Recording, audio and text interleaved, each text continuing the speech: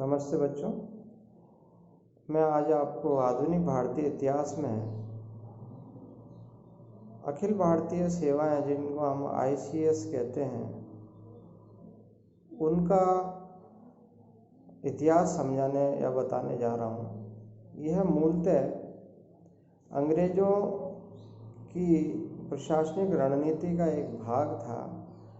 इसे आज की भाषा में स्टील फ्रेम ऑफ इंडिया कहा जाता है कि पूरे भारत को ढांचे को सुरक्षित और संरक्षित रखने का कार्य इस प्रशासनिक सेवा के अधिकारियों द्वारा किया गया है।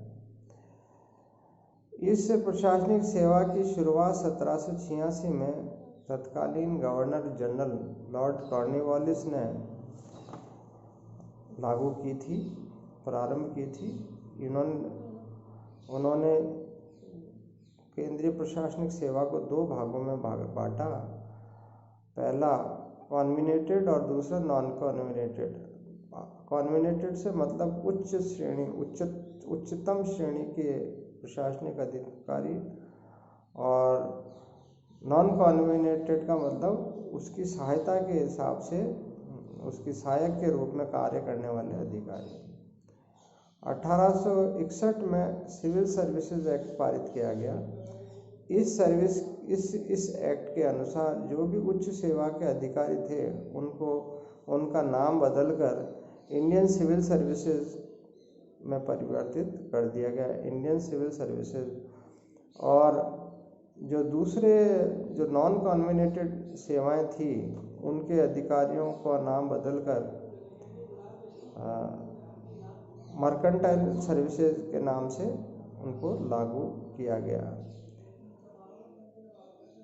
ये कार्रवाई इसलिए की गई कि ब्रिटिश प्रशासन भारत में जो ब्रिटिश उच्च अधिकारी नियुक्त थे वो भ्रष्टाचार में लिप्त होते जा रहे थे, और उनको उस पर काबू करने के दृष्टिकोण से और उनमें एक नियंत्रण करने के दृष्टिकोण से और एक अच्छे बुद्धिजीवियों को भारत में शासन करने के दृष्टिकोण से प्रशासनिक तंत्र को चलाने के दृष्टिकोण में उन्होंने ये परिवर्तन किया। 1861 में इस सेवा के लिए भारतीयों को पात्र नहीं माना गया, लेकिन 1853 के चार्टर एक्ट में यह भारतीयों के लिए भी खोल दिया गया। इस एक्ट के अनुसार प्रतियोगी परीक्षा के माध्यम से भारतीय प्रशासनिक सेवाओं में जाने का कार्य प्रारंभ किया गया, और यह कार्रवाई ब्रिटिश सरकार द्वारा की जाती थी।